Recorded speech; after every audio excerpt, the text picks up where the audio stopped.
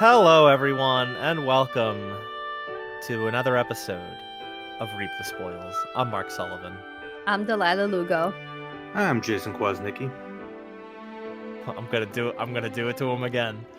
Hey, Jason, what's today's episode about? Almost nothing.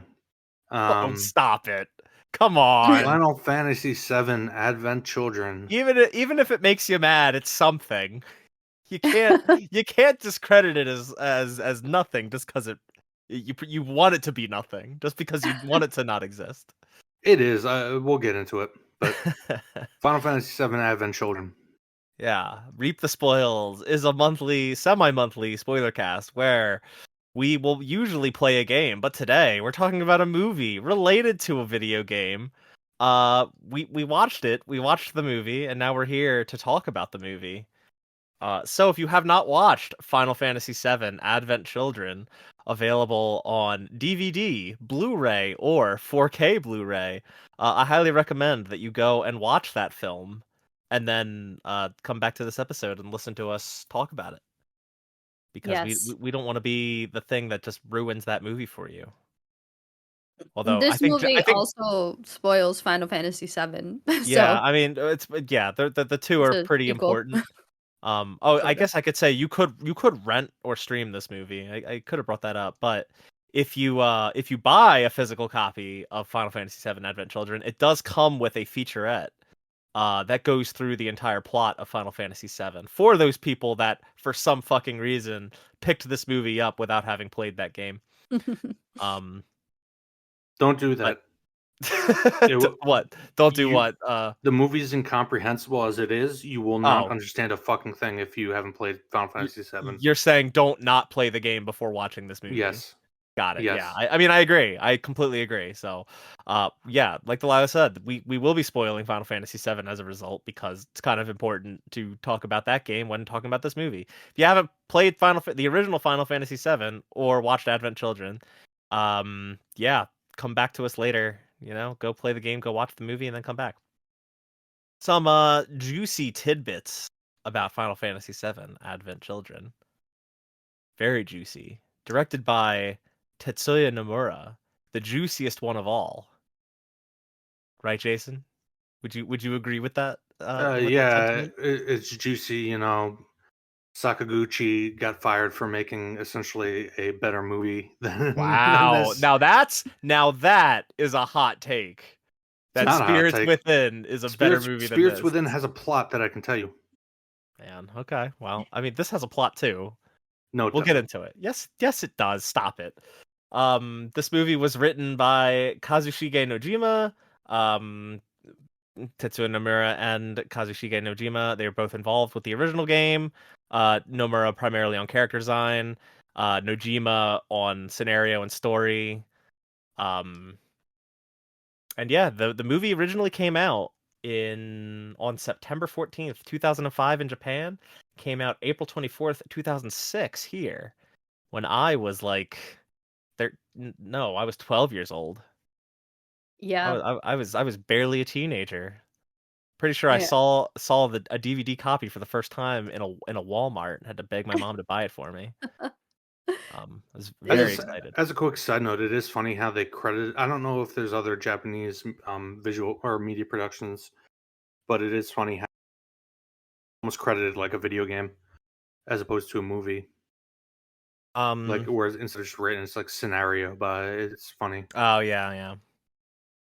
Yeah, I mean, I guess because it's so heavily tied in with those credits and that game, but and it should be noted that we all watched the complete edition, which came out in Japan about 3.5 years after the original cut. Released in Japan April 16th, 2009. Came out here June 2nd, 2009. And it adds like 20 some odd minutes of content that, frankly, and we'll talk about it a little bit, I guess. I don't.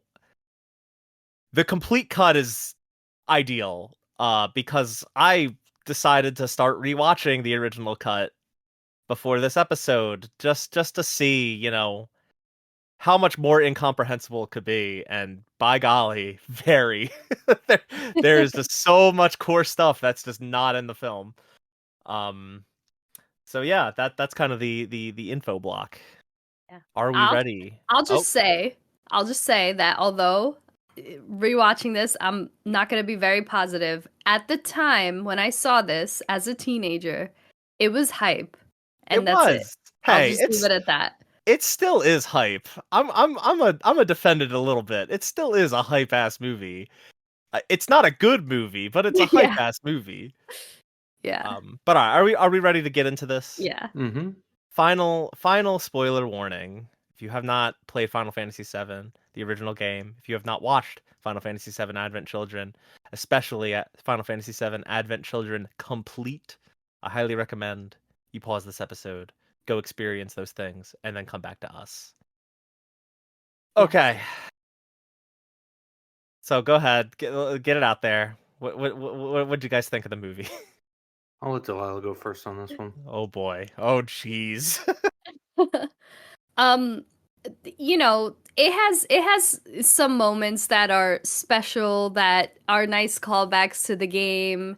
Seeing the characters show up and do like cool moves or say cool things, it's like, if you look at it from that perspective, it's like, oh cool, like they're, not thinking from the remake perspective, right? Because when this movie came out, there was no remake. This is like seeing the characters in a different kind of form, in a more detailed form, and the animation, I think, still holds up. I find I it very funny disagree. though. No, I think it mostly holds up too. I'll agree with that. I do find it very funny that largely remake has kind of surpassed it graphically. Exactly. That's what I was gonna say. And some of the character designs, if not all of them, are way better in remake. But the fighting scenes are fun, they're cool, but the story, I'm just like, okay, sure. It doesn't make sense at times, and then when it does make sense, it's like, really? This is what we're doing? And some of the characters are the newer characters, I'll say. It's like, what are you doing? And then if you're watching the English version, they make Tifa say stupid shit like dilly-dally-shilly-shally every 5 seconds, which sounded way better in the Japanese version, but Well, yeah. yeah, because to be fair, how do you translate? Well, I think, what is it? Zuru zuru zuru zuru. Yeah. In Japanese, like how do you localize that, right? Like, um, it Yeah. like I get it, but I also have always found that kind of funny because when I first watched this movie and first heard that, I'm like, is that something that Aerith used to say? She's never said that in the game. Where does that come from? Mm. And like maybe in the Japanese script she said zuru zuru zuru zuru at some point. I don't really know. I I kind of think she doubt it. does. Oh, does she? I Okay. think Well, so. They I'm just also like, have her. They also have Aerith say it at one point in the movie, if I remember correctly. yes, toward the end of Yeah. the movie. But all right, Jason, go ahead and give just a preamble to your thoughts. I mean, basically, it's just a movie that exists so that Nomura could do a CG fight scene between Cloud and Sephiroth, and in the process, story-wise, there's almost no plot. It's really just Cloud going through the same arc that he went through in the game in an extremely truncated and nonsensical way because he already went through that arc. In terms of like literally B3, and this was a common complaint I remember when the movie first came out. It's basically Cloud overcoming guilt and accepting who he is. It's really weird. Well, okay. Because So it almost feels like it ignores everything that actually happened in the game, even though it's a sequel. all right, why don't we start off talking about that just more broadly? Because I partially agree. In the sense that he had to come to some acceptance for who he is. But realistically, I don't think it's the same arc at all. I do think it's a little misplaced. I do think it kind of comes out of nowhere, or not out of nowhere, but yeah, this doesn't is where online feel like you'll hear people say like emo Cloud. right. Yeah, exactly. And that's something that I kind of can agree with being jarring, right? Because Advent Children takes place 2 years after the end of Final Fantasy VII. And for Cloud to now be mourning Aerith's death, it just feels like, or if he's been mourning it for 2 years, well, is the believed scenario that he didn't have the time to mourn her after her death and in the midst of saving the world? Or I guess even cutting that shorter, coming to terms with himself in the original game, kind of reconnecting and reclaiming his own mind, his own memory, and saving the world. Is it just like a situation that now that the dust is settled, now that everything's quiet, he is there's nothing left but to mourn him or Aerith and Zack?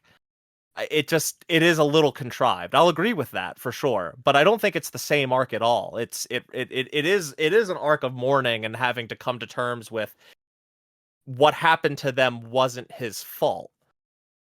Again, I Just can to clarify what I mean by the same arc, the arc in the original game boiled down to him feeling inadequate with himself, him feeling like a failure because he didn't get into soldier, and also his misplaced ideals about what heroism is, and him coming to terms with that over the course of the game. Obviously, like in the original game, his idealized version is Sephiroth, and then Sephiroth. There's so much in the original game, well, the thing that hold on. including the twist of his. There's so much to unravel, but the Well, reason I say that, realistically, I guess what I'm trying to get at, Jason, is that's not really what his arc is at all in the original. His arc in the original is more so putting the pieces of himself back together, but he yes, doesn't even know that until he's kind of in an existential crisis within the live stream. yes. That's why I said that there's so much going on there. It's hard to unpack, and we're trying to keep it. But I think As along much those to the movie. lines, there's so much to it that I don't think they're one to one with each other. His arc in the original game and his arc in Advent Children. They're not one to one, but they're pretty damn close because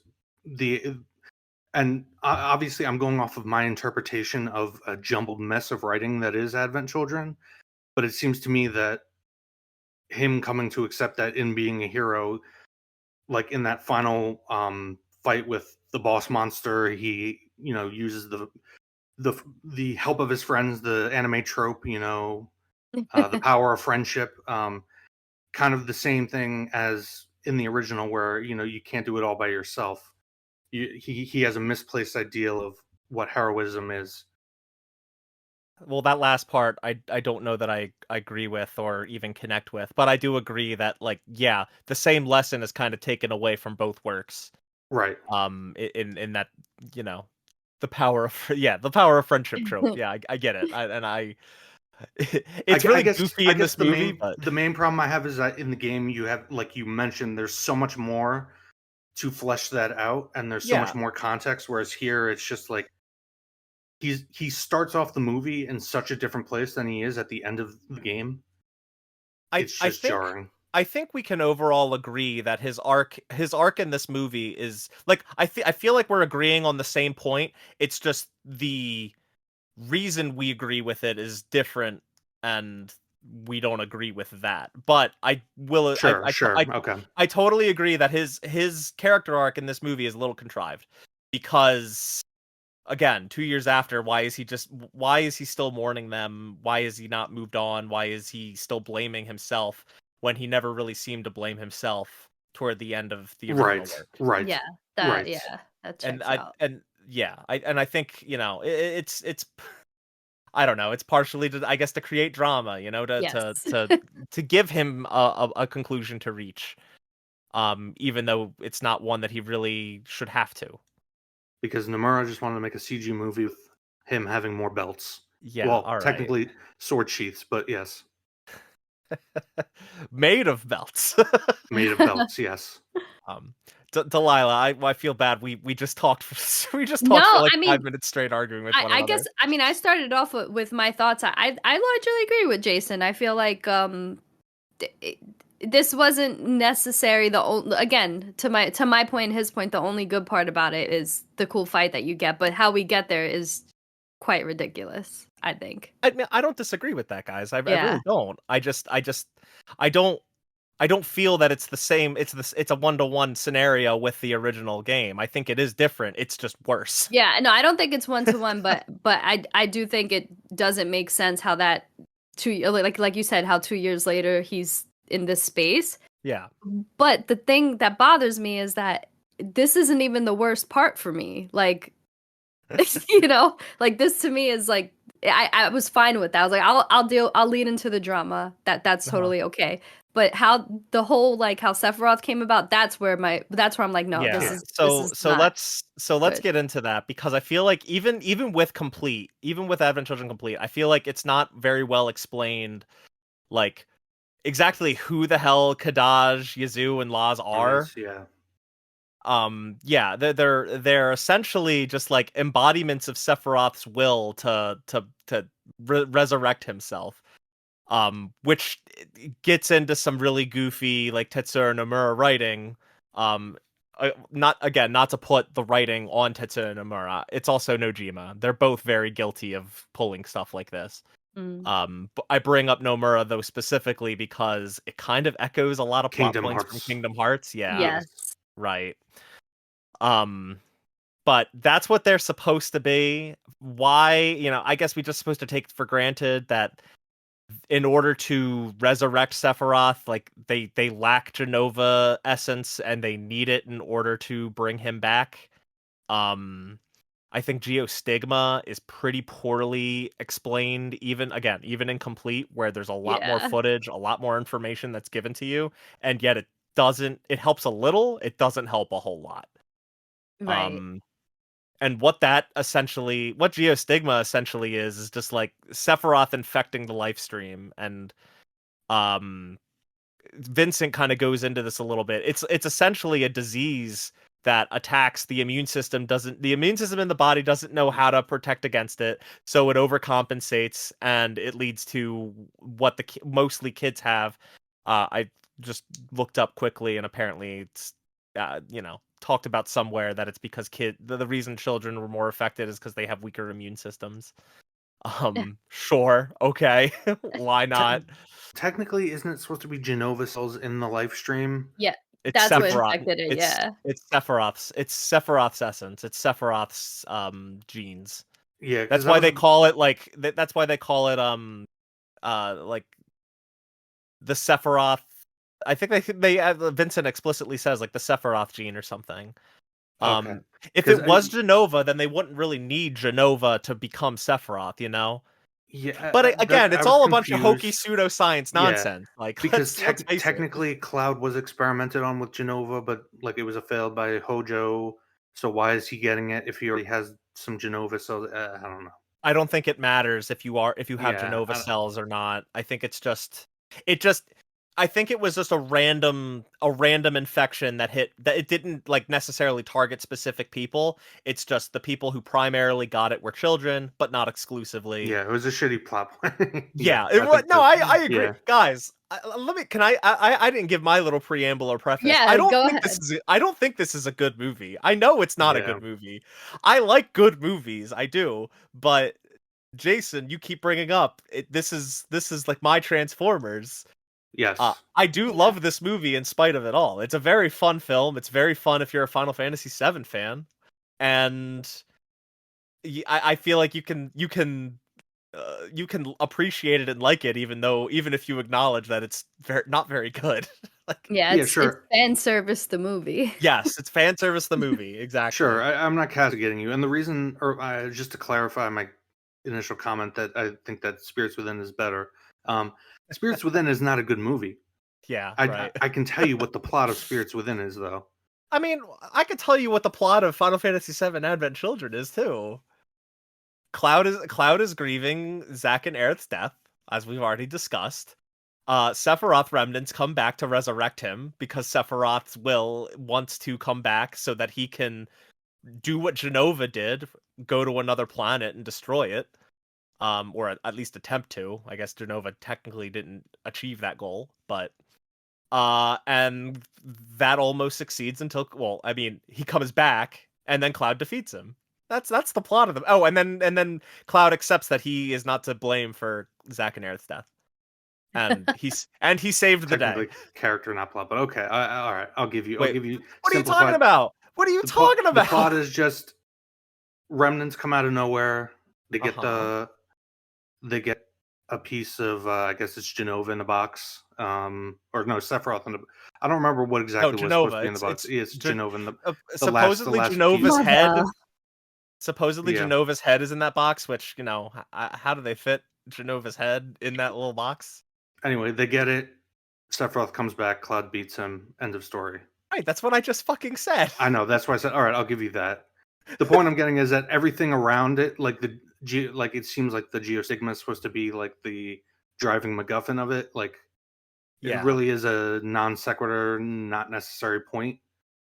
There's there's also stuff with the live stream. Well, whatever.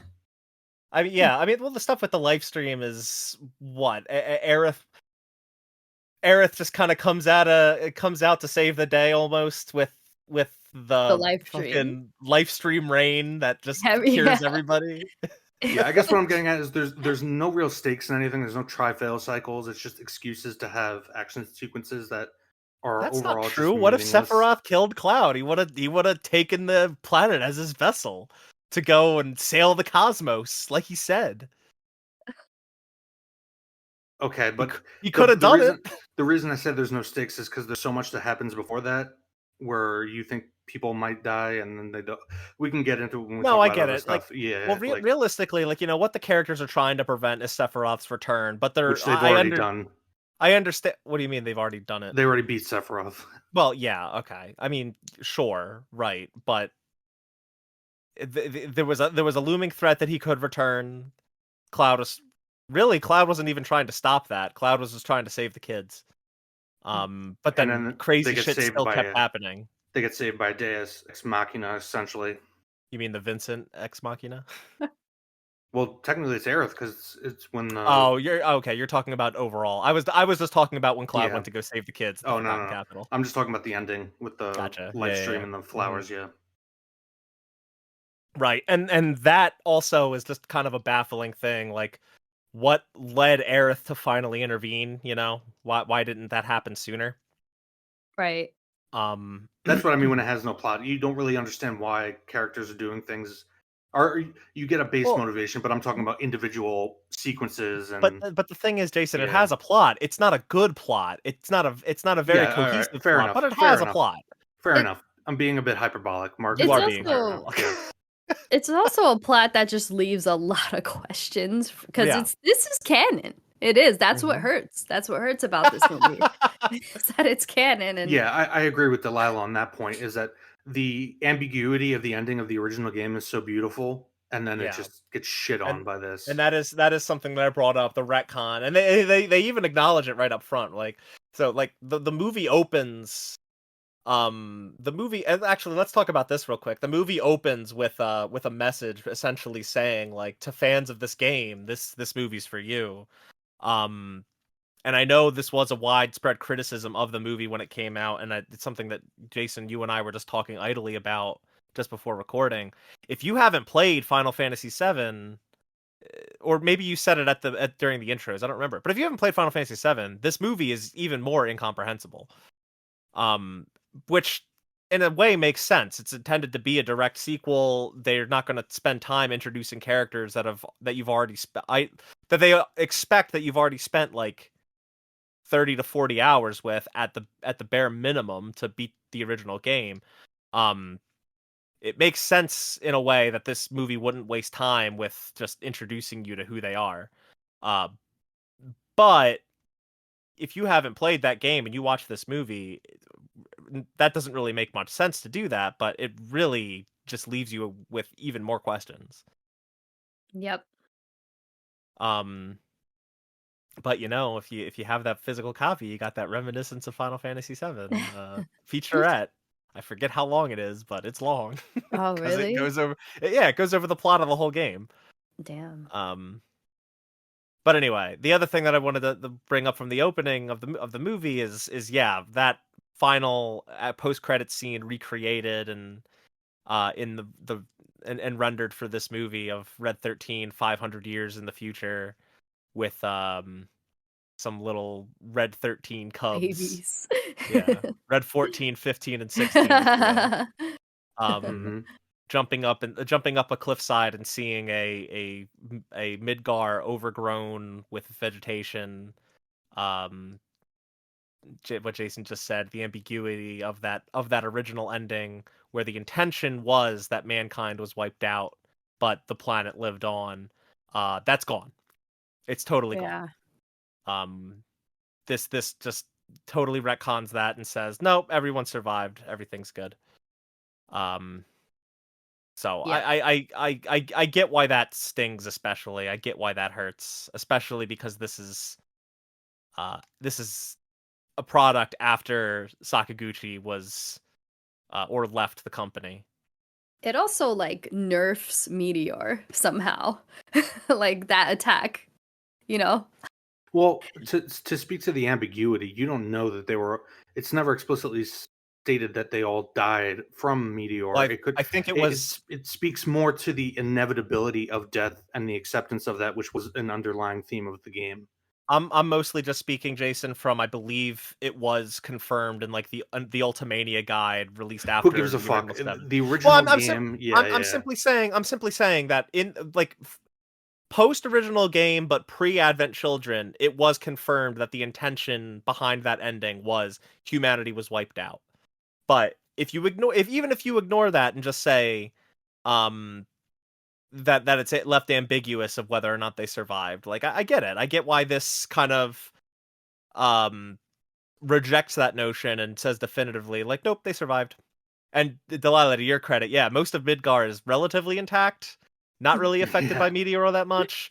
It's called, or the part that most of the movie takes place in is Midgar Edge, a section of the town that's being rebuilt. I did really like that they have like a memorial for Meteor set up. Um, I I just think that was nice. Yeah. Um, but yeah, that I get like the issues with just the exposition and kind of existence of this movie. It is unfortunate that um it's unfortunate that Final Fantasy VII was such a well-selling popular game that they had to franchise just that one. Yeah, right. I get why that's I get why that's unfortunate. But Yeah. anyway, let's continue spoiling the movie. Um I mean, is there anything else you guys really want to say about Kadaj, Yuzu, and Laz? I nothing positive. Yeah. Yeah. They I don't think they're good villains, guys. I no, really they're don't. not. They're not good villains. It's sure some of the fight scenes they had were cool, but they were just bland, and I don't even understand why they're here, to be I honest. think it would have been like it would have been better if they all were meant to represent like a part of Sephiroth. If there was a way they could have shown that with the characters, I feel like that would have gone a lot. That would have gone a long way to make them better villains. Mm. But just making them a group of three crybabies, um, it's just weird. It's just very strange. Yeah.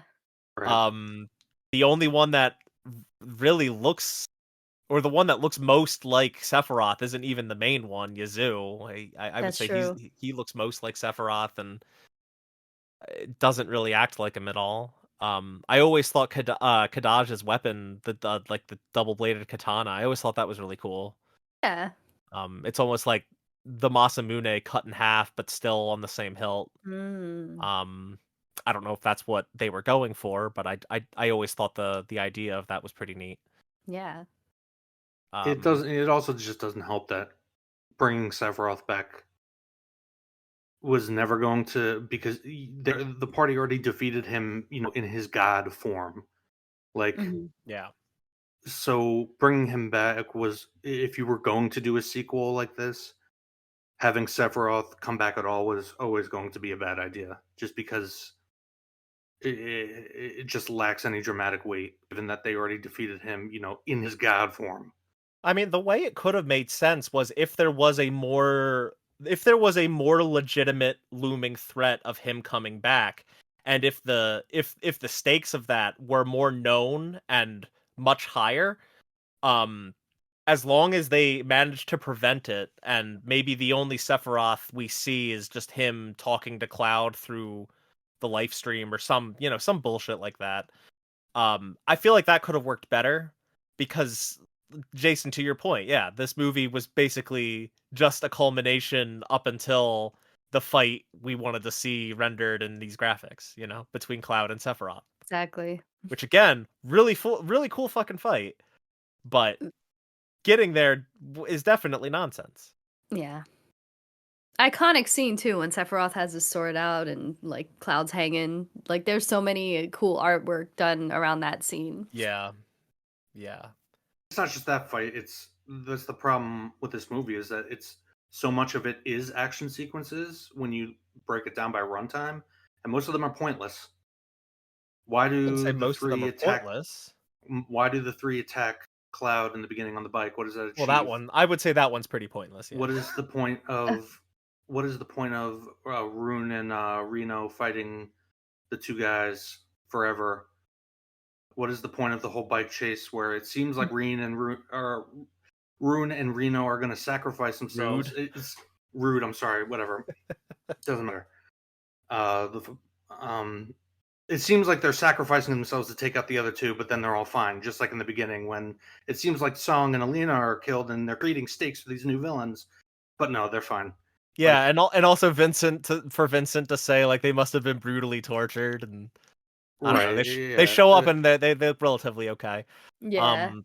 I kind of thought there was a possibility that.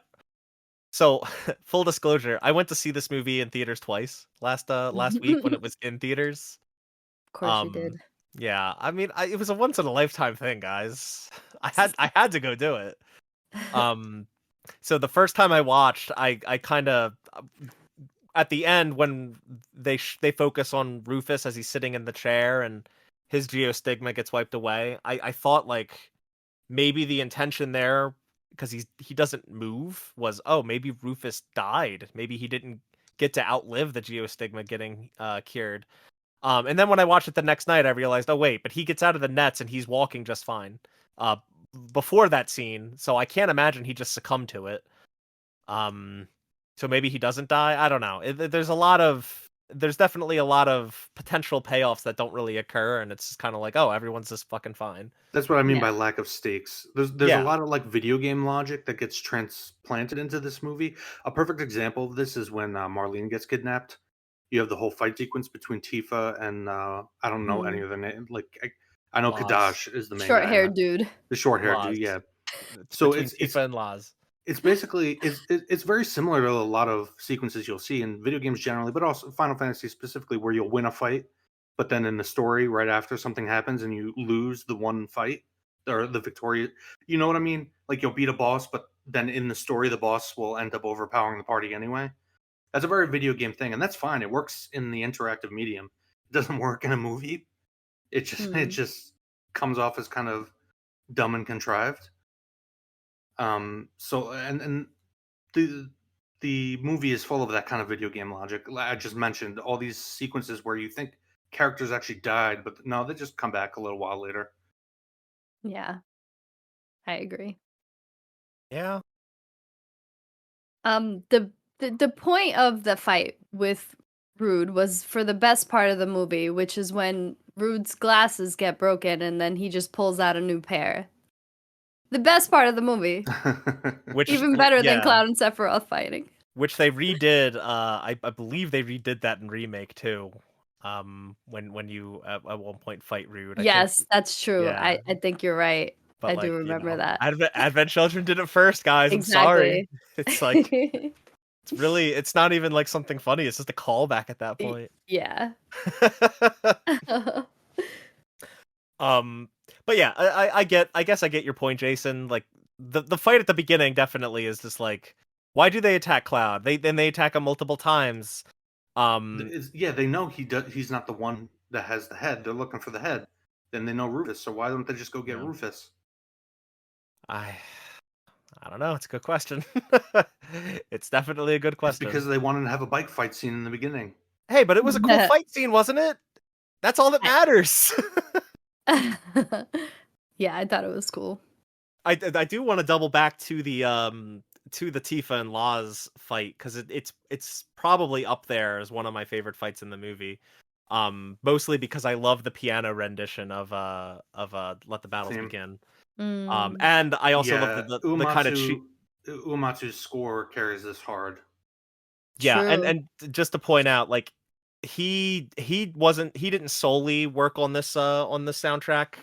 It was really primarily other composers. Obviously, his original themes made it Yeah, through. that's what I mean. It's his Yeah, original work getting but I will say, like a lot of the original songs, I think the soundtrack is a real highlight. Personally, I think It is the highlight. It's the best part of the movie. yeah, Hmm. The like recomposed One Winning Angel. Yeah, not even just that, the some of the original tracks that were composed for it. right. I really like the track that plays at the end of the movie, Cloud Smiles. Mm. Frankly, it's a song that actually gets me teary-eyed anytime I hear it. Aw. It's just a beautiful piece of music. It really is. Yeah. Um, and man, if you like that track and haven't heard it, listen to the Distant Worlds orchestration of it because it's Mm. even better. Also, fun fact, there were two ending like themes, original artist themes, composed for this movie. One for the original cut and one for Advent Children Complete, but only in Japan. That second one, Safe and Sound, featured Gerard Way of My Chemical Romance fame. I didn't But know that. Choose That's funny. but I think because of that reason, the rights for using that song again for like other releases, they never use that song anymore. Oh, It was pretty much only used for the initial Japanese release, which kind of sucks. wow. Cool Um, info. but the other song, Calling, I do enjoy. I do think it's pretty good. But anyway, um, moving back onto the story, we haven't talked much about Denzel, a new original character. When this movie came out, I feel like I got hit with a little bit of like Mandela effect. I could have sworn, and keep in mind, this is like 12-year-old me that probably hadn't played Final Fantasy VII for a year or two, uh, by the time this movie came out. Um, I could have sworn Denzel was in the original game. And the original cut doesn't really offer any means to introduce him organically into the plot. He's just there, and you're just supposed to accept that he's someone that lives with Cloud and Tifa. Complete basically gives his entire backstory, in that he's an orphan that lost his parents when the plate fell, right. presumably. Again, Um, something that I was trying to think. If you haven't played the game or don't know the story, then yeah. it's completely lost on you. Hmm. But like I just find it so egregious that like that whole scene in Complete where he's outside, where you get his backstory where he's outside the church rumbling around, finds Cloud's phone and everything. That wasn't in the original movie. So Yeah. you just have no idea this child is Right. in the And I original thought that, cut. like, to give it some credit, there was good visual storytelling as well as just general storytelling with Yeah. that particular scene where he goes out and he's trying to call his parents. Hmm. Um, it's kind of really one of the best moments of character work in the entire, one of the only in the entire movie. Hell, Like, I even want to call out just some other, like I do feel like there was some really good shot composition in this movie at times. Early on in the movie, when I think when the Cloud's phone is ringing and Tifa goes to answer it, there's several shots throughout the room that let you see just like what their life is like right now, and you see on Cloud's desk before Marlene brings it up way later in the movie. On Cloud's desk, there's like a medical book. Mm. It's like that's there to establish that he is trying to research a cure. Um, there is some other good visual storytelling and just some really good shot composition throughout this movie that I don't feel gets really talked about much. True. Um, Not to say that it redeems the movie entirely. I'm just saying like I do think it's a positive that gets pretty easily overlooked. no, and there's also some weird stuff in terms of like just background information that gets thrown around. Like, apparently Cloud runs a delivery service, Yeah. and yet Marlene and Tifa are bitching about how he's never there. He runs a fucking delivery service. He's not delivering shit. What do you mean he's Well, not there? Well, okay. The idea is that he runs a delivery service, but he never comes home, right? Never answer his phone. Yeah. Yeah, that's really the bigger problem. He runs a delivery service, yet he doesn't answer his phone. Like who are you servicing, sir? Yeah. Like even when his phone is falling Hey into the man, lake, they don't specify what kind of delivery service it is. he True. just delivers that ass under under however many layers of black cloth. However many Um sword sheaths he has on, he has like fuck. He has more sword sheaths than he uses swords in the game or the game, the movie. That's In not the true. movie. Dude, all right. That's another thing maybe we should talk about. How, like, I do really think Cloud's swords are really fucking cool. I think the whole idea behind that, how it's this modular sword and throughout the movie, he's like constantly progressing toward combining all the parts until he has his new ultimate sword. Um, Still reminiscent of the Buster sword, but like it's just a really cool concept. I really like it.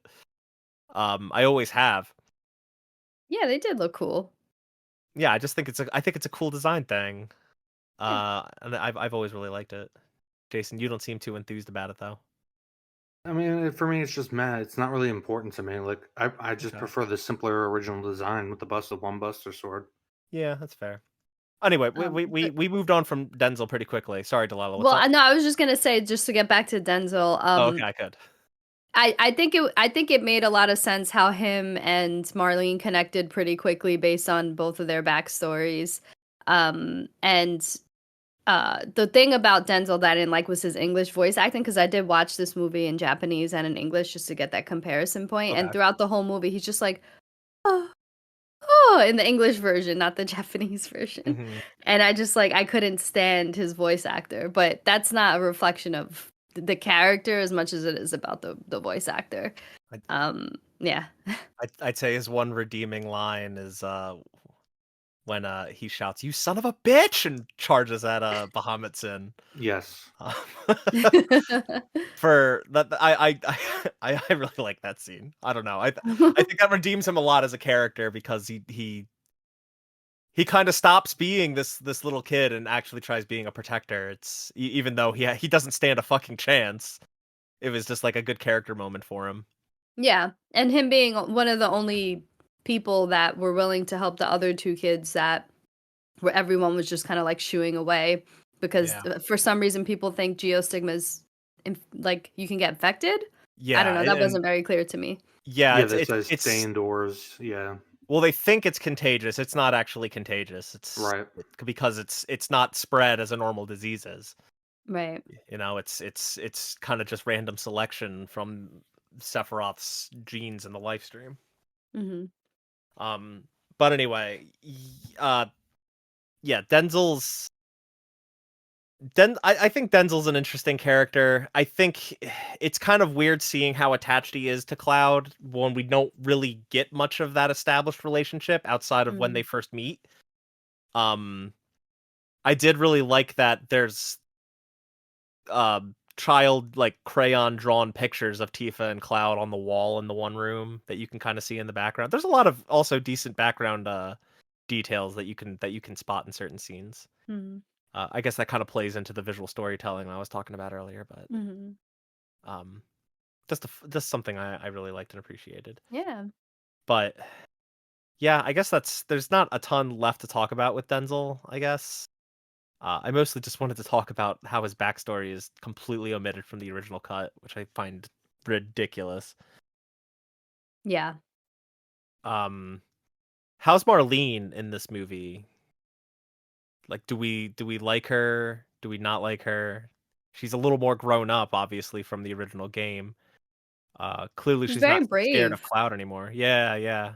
Very brave in this movie versus, the original game. Obviously, she's older, but she doesn't seem to be scared of much of anything, not even these Sephiroth clones.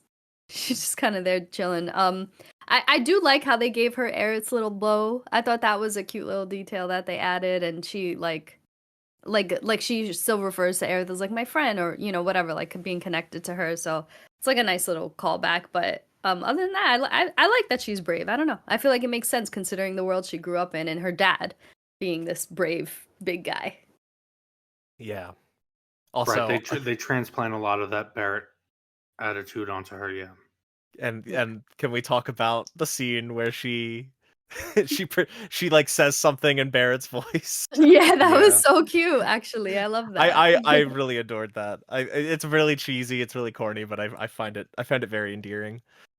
Yeah. And Yeah, because really, Barrett and most of the rest of the party don't show up until like the very end. Yeah. yeah, we do get like a phone call or we hear a voicemail from Barrett at the very beginning, Yeah. where he kind of establishes why Marlene's with them and he's not around. He's like I guess he's like he's back to doing a mining job, I guess, like he would have done He's if he looking lived for in oil. Corel. Yeah, he's Yeah, talked right, about right, looking right. for oil, which I find ironic. Yeah, right. And I think that was part of the point, right? Yeah. It's like with them moving on from Mako Energy, now they're finding Another energy energy source. alternatives. Yeah, a different fuel alternative. And what do they find? Oh, oil. Okay, cool. Fossil fuels. Um, good job, guys. Yeah. But I do like how they brought in the other characters. If again, it's very anime. They all show up at the same time. It's like it's super Well, hype. I don't know, like presumably Sid picked them up in his new airship. You know. yeah. Also, I did also like the detail that the airship is named Shara. Mm. After his. Hmm. I they're not. Well, maybe they are married by the time of this movie. I don't actually know. I don't think that's ever confirmed either.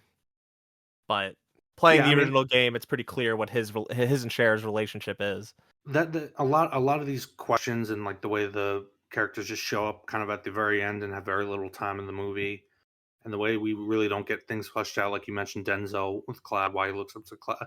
A lot of things that in the original, even in the complete version, we get some scenes, but doesn't really talk to it all. It just goes to a thought I had while I was watching it. Like if they were gonna do this and bring Sephiroth back to have another battle, you should have at least tried to do. I'm at the time like premium TV shows weren't as big of a thing, but like True. um, you should have at least tried to do multiple movies and try to build it up, and also at the same time get more time with the characters if you were going to commit to it. I don't know. It's just You a heard it thought. here first, folks. Jason wants an Advent Children trilogy.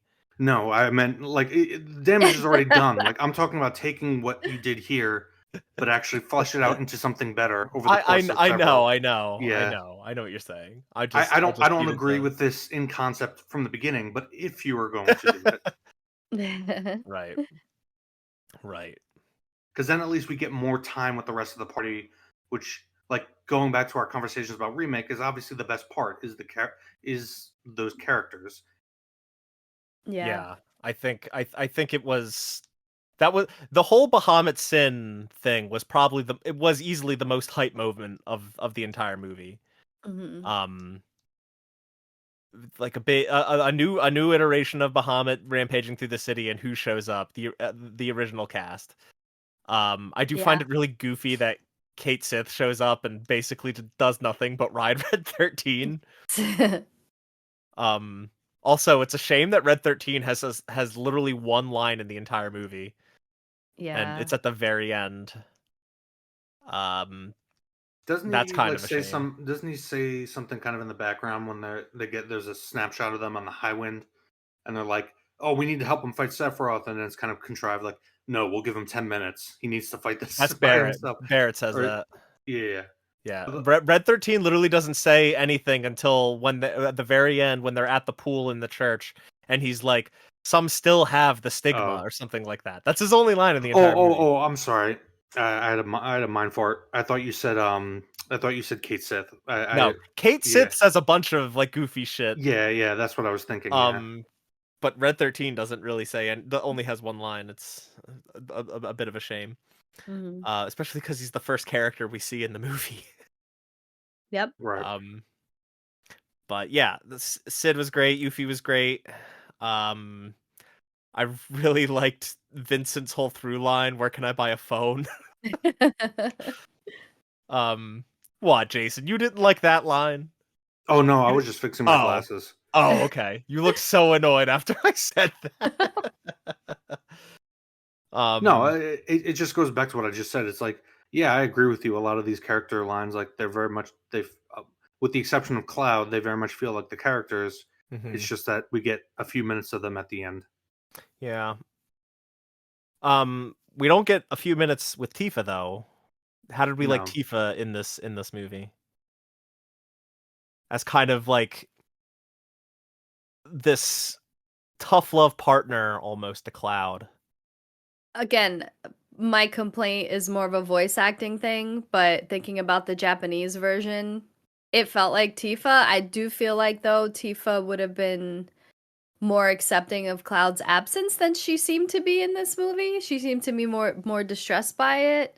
Well, I think most of that just comes from like every time there's something that like the kids have been kidnapped. And what does Cloud do? I need to talk to Rufus. And it just boiled over, right? Yeah. She is kind of fed up with him just running away. She's fed up with him mourning for all this time. Like she's kind of done with it. Um Frankly, I Same. guess you could say that she's just as frustrated as the viewers. Yeah. yes, exactly. Any issues that I have with Tifa in this is an offshoot of Cloud's thing. Yeah. Again, just going back to what we talked about in the beginning. She's she's fine. But again, it's just weird because, and it makes sense she would stick with him and do the tough love thing because that's what in the original game she was always standing by him, and Yeah. it was kind of Cloud's lack of confidence hidden underneath that facade, going all the way back to his childhood, which again, as you pointed out, really doesn't come back to him until a good ways into the game, but it's still kind of a psychosis, a part of his, you know, overall character and development. Hmm. Yeah. I don't know. I think she's very much herself in this movie, and I think the scenes where she the scenes where she argues with Cloud and it just tells him, you got to get your shit together. I really like the one where they're both in the bedroom, the one that I was just referring to, where he said I have to talk to Rufus. What's even funnier about that scene is Reno and Rude like scrambling to figure out like should we go, like should we Yeah. leave? Yeah, they kind of feel like attempts at comedic relief that like it's not properly timed. Some Hmm. of the stuff, like Delilah pointed out, the sunglasses is funny, but I again, I I thought their comedic relief worked really well personally. I thought that part that I was just talking about was hysterical. The bit where they're first introduced, where Reno gets locked out of the room and he's still talking as if he's there. Um, I enjoyed that a um, lot. I think may- overall they worked. maybe the one you just pointed out, maybe I didn't feel it as much because I'm like the whole scene is basically just a giant exposition dump where Yeah, Rufus is telling Cloud, "All right, this is what the geostigmus is. At least it's my theory, but no, his theory is actually exactly what it is." and also to point out, like over half of that scene not in the original cut. So like Yeah. all of that exposition was not originally provided in the original cut of the movie. Um, which in a way like fixes a bit of the pacing because that scene goes on for a really long time incomplete, but it also provides you with a lot of crucial information about what the fuck is going on. So imagine that not being there. Again, incomprehensible. Yeah. Um, but okay, I mean, we've talked a lot about most of the characters. There's a few other things that I do wanna bring up before we wrap this show up. But did you guys have anything else to talk about with any character specifically, or any plot points that we may or may not have talked at length about? Just like a funny dig is, have you guys ever seen Hocus Pocus? Oh yeah, that movie's awesome. Yeah. You know when the blonde chick is like summoning all of the kids to like this like Yeah, place the to witches because they take want to suck out their souls. Yeah, Yeah. When when the Kadaj was bringing all the kids to the pool, it reminded me of that. drink But the like Kool less Aid, the good. Genova Kool Aid. Yeah, Yes, exactly. Like come little children. yeah, It was yeah, It good. is yeah. it is I pretty get that nasty that reference. it is pretty nasty that he walks into a lake and it turns black and he's like, "Come, drink thy water," and they all do.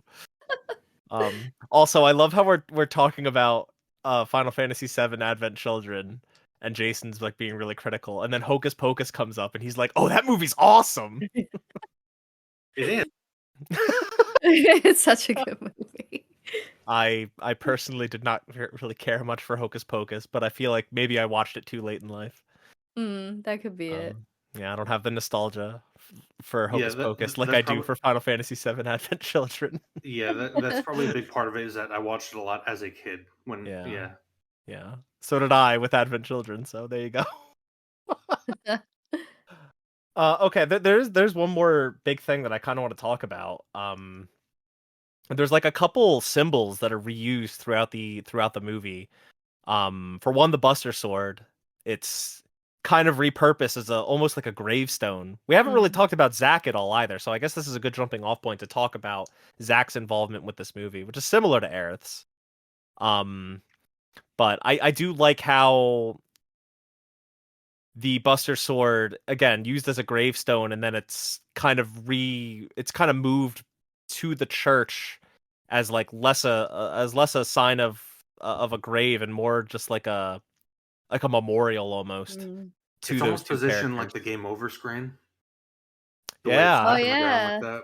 That's actually a really good point. Yeah, I didn't even think of Didn't that. think about that, yeah. But yeah, with as far as Zack's involvement with this goes,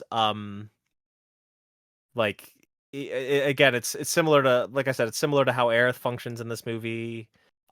He like, I don't know if like the intention is they're speaking to him through the live stream throughout the movie, or if he's just having like psychosis memories or thoughts about them. Like, He's talking to them through the Force. And and even if it is psychosis, his psychosis and the way it worked out in the story of the original is inherently attached to the live stream. So yeah. either way, yeah. Yeah. But I again, part of why that ending with the song that plays works so well is it really is a bit, I do feel it is a pretty profound and powerful moment.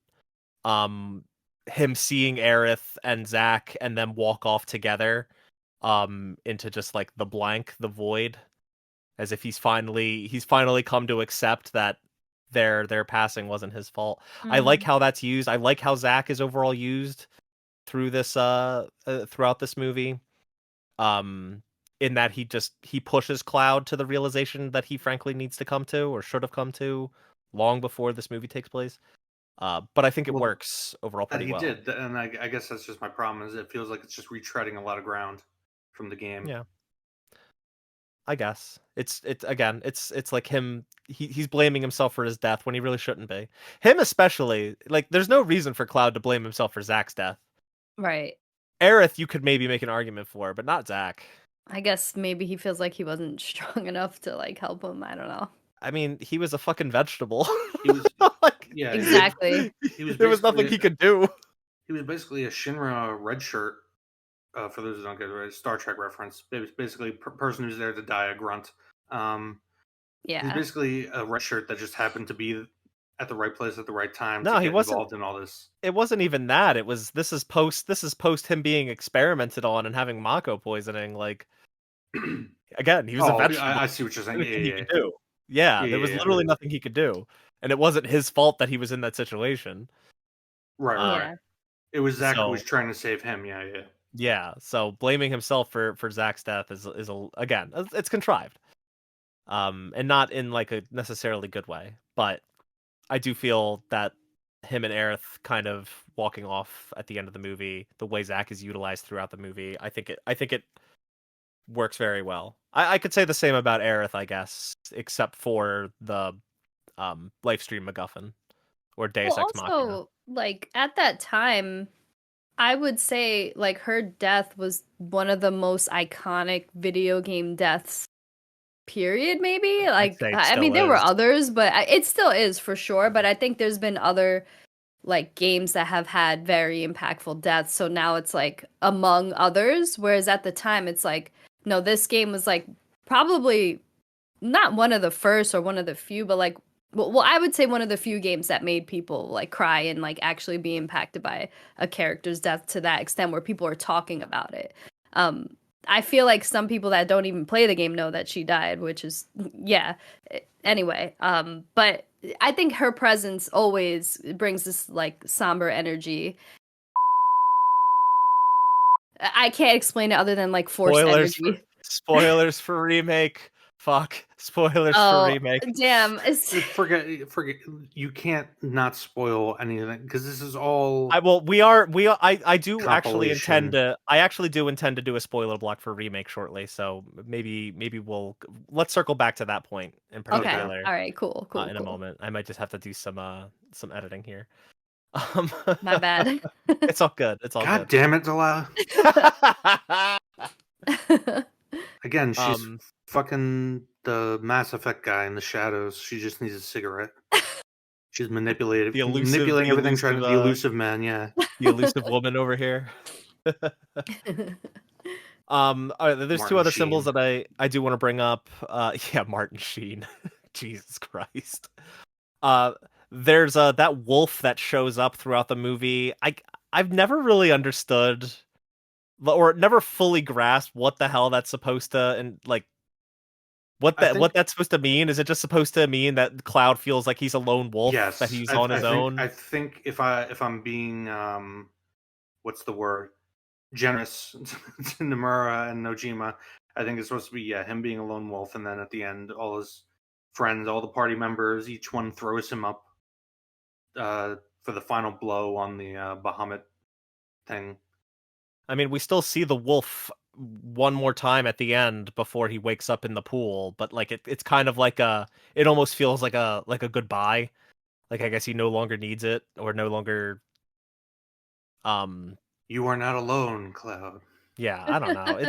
It's always Final been like a Fantasy kind of a IX goofy reference. thing. Sure.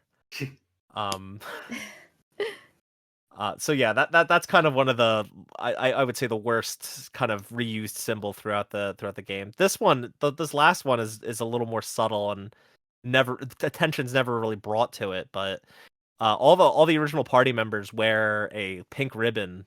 Do you guys view that as a remembrance of Aerith specifically, or do you guys view that as just they're the party that saved the world kind of thing? Because I've always viewed it as the former. The former, absolutely. Especially, like I said, Marlene had her literal ribbon on her hair. Oh yeah, that's a good point too. And yeah, I mean, they all wore it like they all had it on their arm, right? Yeah. With the exception of like maybe Barrett, because his arms are huge. I don't know. I don't remember. Yeah. I think they all have. Yeah, they probably all have them on their arm. Yeah, and that's another symbolic thing, tied to the wolf, where like Cloud has it covered up for most of the story until the end when they're all fighting, and it gets like his sleeve gets cut off or whatever. Oh, I Yeah. actually like that. Makes me appreciate the wolf thingy more. Well, there we go. Again, I'm speculating. I'm being generous to the makers of this film. Yeah. But yeah, those are just some symbols that I wanted to bring up and thought were kind of used.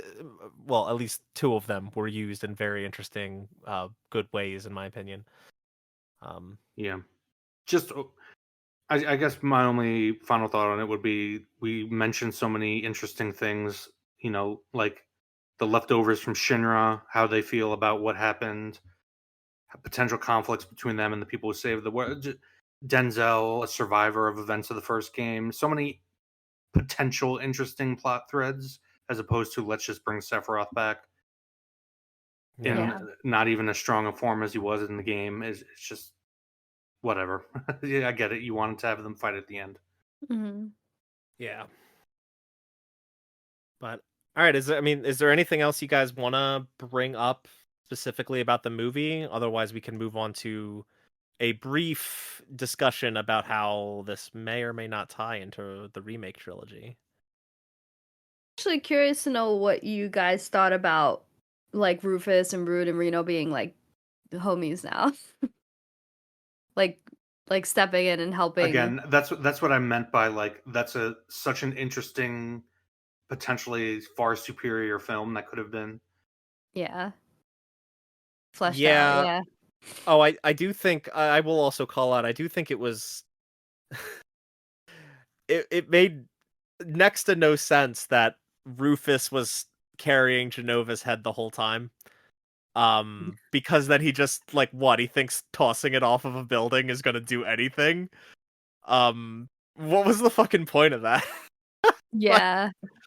but I do agree that I do like that Rufus has kind of turned over a new leaf and realizes how much Shinra was fucking up the world, and how it kind of nearly led to its destruction. I like that concept, and I think Reno and Rude were well utilized throughout the movie. I almost wish that we got more Sung and Elena, Yeah. but I don't know what they would have done with them. So Yeah. yeah, that's about it. All right, cool. The other thing I wanted to bring up was did it like every time like I step on Aerith's garden in the church, I cringe at myself in the game, and then like seeing it just get like decimated in the movie, Yeah, it just like hurt my soul, which is good. It brings importance to that little I mean garden. to be fair, Laws thought it was pretty gross. That's So true. Yeah, I I think the just like hear her implication is that yelling. I think the implication is that it's the live stream in opposition to Genova. So I guess it's supposed to foreshadow the Deus Ex Machina at the end. oh But again, I'm being generous here. no, yeah, that's a good point. He likely wasn't saying gross to the flowers. He was probably saying gross because the live stream was so strong there. But again, Yeah. you wouldn't even be able to put that together unless you're very familiar, already with the game. And even then, like Yeah. it's not communicated through the movie. I mean, it's communicated enough. I just never really connected the two dots. That It's funny that that I that did and you didn't. Because Yeah, like I don't yeah, know. I never I guess I just kind of watched the movie and was like I never really thought that suddenly magic life stream water appearing at that pool really ever made sense. But I never connected him looking at it with disgust as related to that. yeah. I That's mean, it's that's still about really the my contrived thought. that what is his name, Kadaj, whatever the fuck, Yeah. Abracadabra.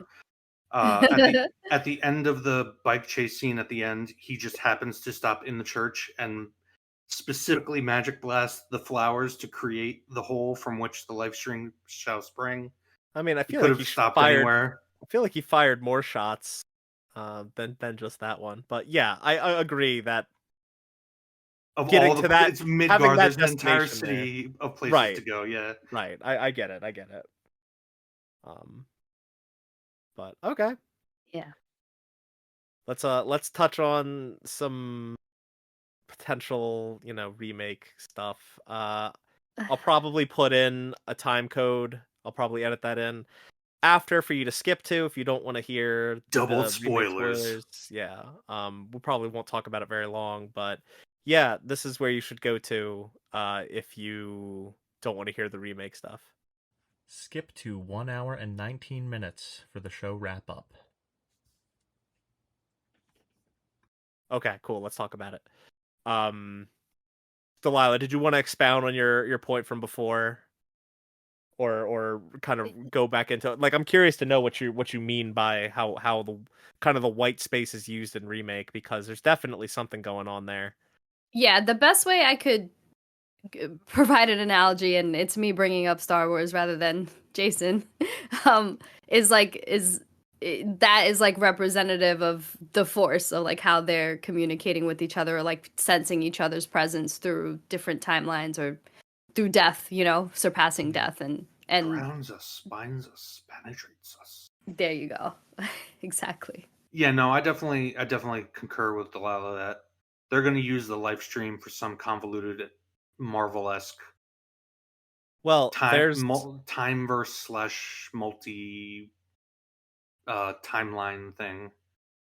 well, like talking strictly about the end of remake, and it should be noted, like, we're recording this a day before Oh Rebirth is my out. god, can you believe that? Yeah. Um, so a day before Rebirth is out, we don't know. I haven't spoiled. I'm completely unspoiled on whatever crazy new shit is in that game. So just talking strictly from remake and the theories that people kind of crafted surrounding that game.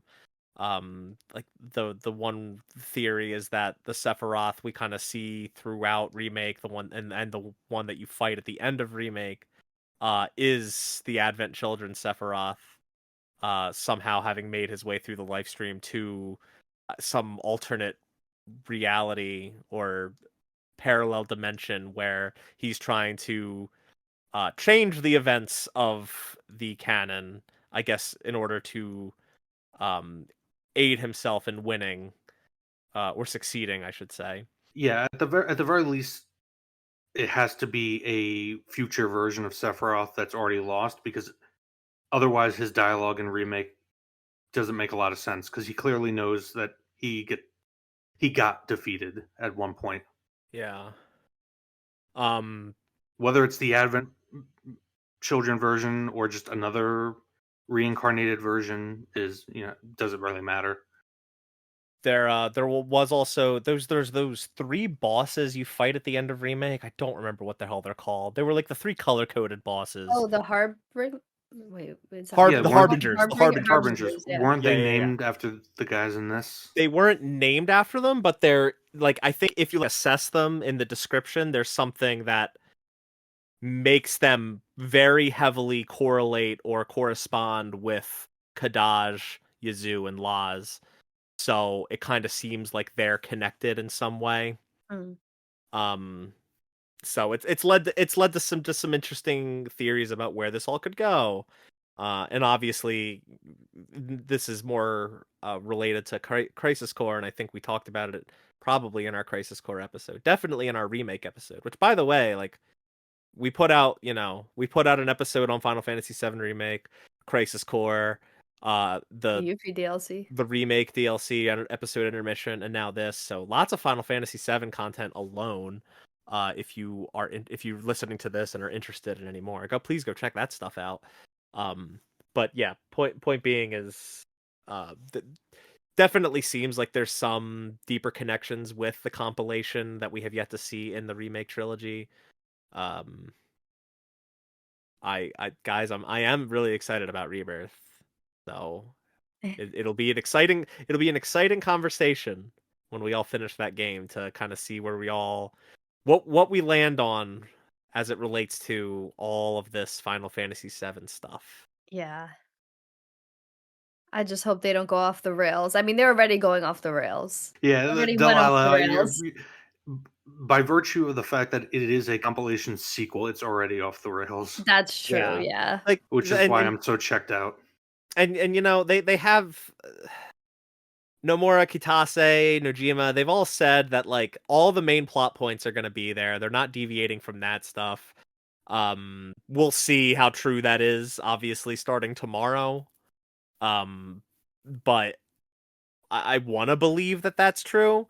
It, like, ideally, it's like we still hit all those main plot points and that stuff still happens, and then there's something that's also happening concurrently that is different, that is new, and can kind of slot in with what we know so intimately.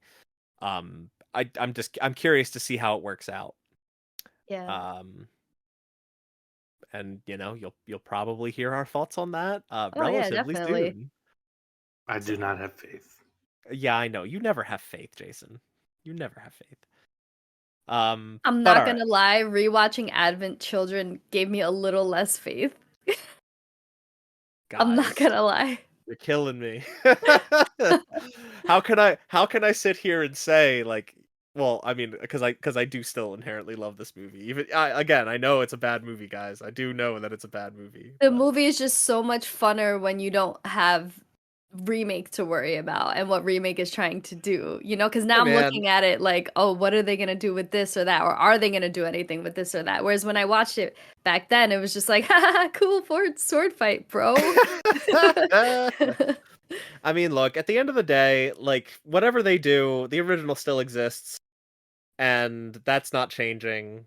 And it's, I mean, you could, yeah, you're right, but the sad thing is that most people are not going to go back and play the original. They're going to play these, and this Yeah. is going to be And what their conception of it is. that is very much a problem. That's all that's been happening since remake released, and we talked about it in our episode intermission episode. Like that is the biggest crime, is that people might not go back and play the original now. They'll just play the remake and think that it's the remake trilogy and think that it's okay. And normally I would agree with that, like for like Resident Evil 4, I think that's fine, or like other remakes. But what I don't like is that the developers are even saying like you don't have to play the original, and people that are getting paid to sponsor this game are saying that, and I just think that's wrong. And It's calling it a remake, misinformation. to begin with, in my opinion, is fraudulent advertising. I mean, I don't agree with that, but I think that's a conversation for another time, or a conversation for our remake episode that's already been out for like 4 years now. So go listen to that. But I guys, I get your point, and I agree with you. Like I also think it's a damn shame that people are not playing the original game now. And this isn't really a Square Enix thing. This isn't really a Katase, a Nomura, or any of those staff corporate thing. media thing. It would happen with any developer ever that was putting out a game that's a remake. Because they just want you to buy the new product. Listen, folks. We're getting a world where like they're already talking now about redoing the Harry Potter movies, not even a decade after the last one came out. Like, no, it's been well over a decade since. Has it? Maybe my memory is shoddy. I don't.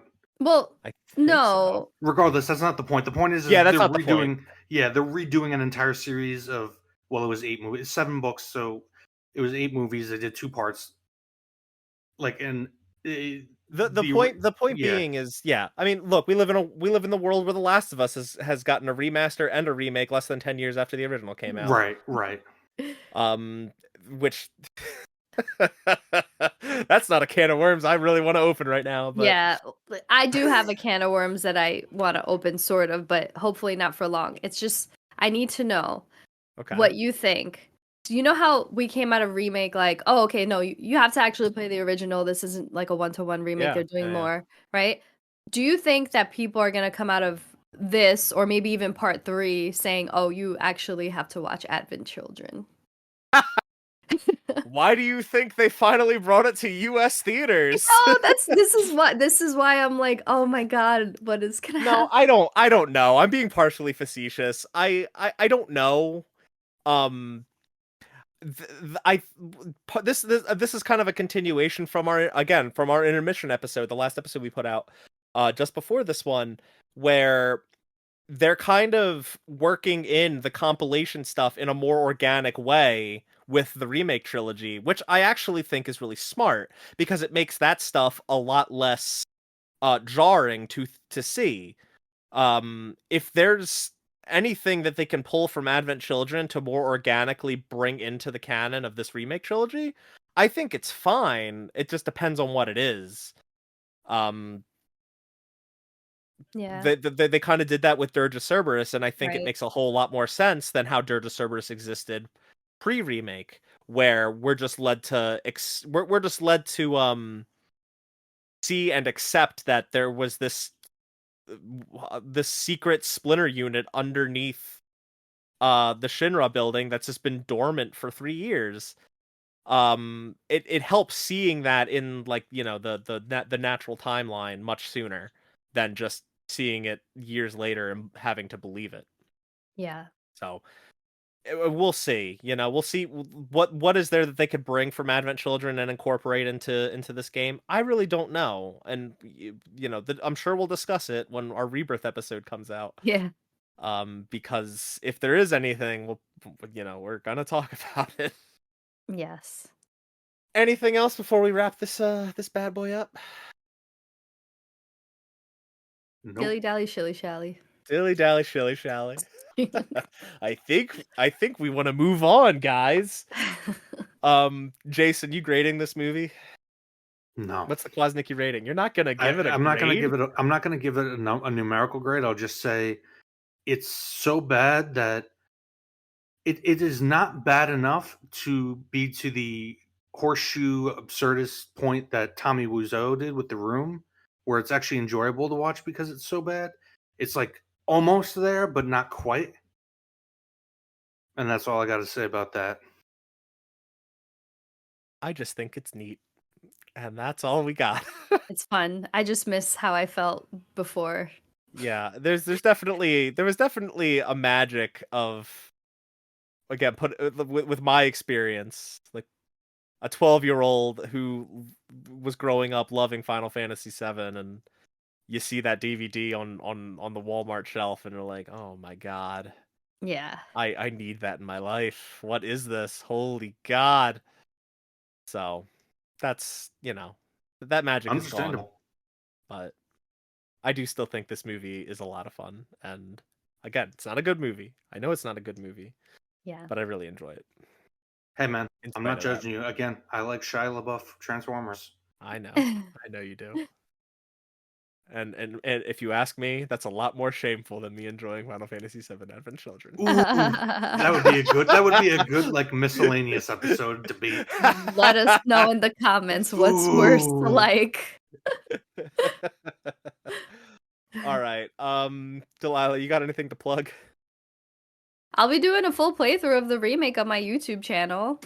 I did the demos. If you want to check it out, Assassina _san. I don't even remember. I think it's just Oh, you know it's Assassina-san. bad when you don't Great remember plug. your YouTube Yeah, channel. I think great it's plug. Dash-san. Yeah, it's Dash-san. I'm gonna plug my YouTube and my oh shit, what's my username? What is it? Yeah. I'll spare Jason with this one. Delilah, what's the next episode we're doing? Final Fantasy VII Rebirth. Yeah, it shouldn't really be a surprise. Yeah. We've kind of alluded to this. We've kind of been building towards this. Yeah. So yeah, Final Fantasy VII Rebirth. That'll be our next episode. You guys Then ready? we'll take a break from Final Fantasy. No worries. I know it's been a lot. What? No, we're not. This is a Final Fantasy show now. Yeah. After Rebirth, we're doing 8. Oh shit. No, I'm just kidding. Just had to ruin my weekend where I should be having all I should be thinking about is Dune, and I gotta deal with this shit. Yeah, Jason messaged us in Slack, like, by the way, guys, I don't know if you're planning on seeing Dune this weekend. I'm like, are you kidding me? Hell no. Yeah. Nothing. Rebirth comes out on Thursday. I am doing nothing this weekend but playing Rebirth. I wish I was doing nothing but playing Rebirth. Yeah, I hear that. I actually do have one thing to do that I'll just be thinking about playing Rebirth most of the time. And the person that is having me do the thing knows that I will be wanting to get home to play Oh Rebirth. man. But anyway, yeah, Rebirth is our next episode. Go ahead and play that, and we'll hit you with that episode when we can. If you liked this episode about Advent Children, please be sure to leave us a comment if you're watching on YouTube. Tell us what you liked or didn't like about this movie or this episode, frankly. And be sure to like the episode, subscribe to the channel if you're not, and share the episode with anyone that you think would get a kick out of our Advent Children opinions. If you listened on Apple Podcasts, please rate and review the show. 5 stars preferred. Tell us what you like. Tell us what you don't like. And, share the show with anyone that you think will enjoy it. That's all I really have to say. Yeah. So join us next time for our episode on Final Fantasy VII Rebirth. Thanks for listening. Bye. Everybody.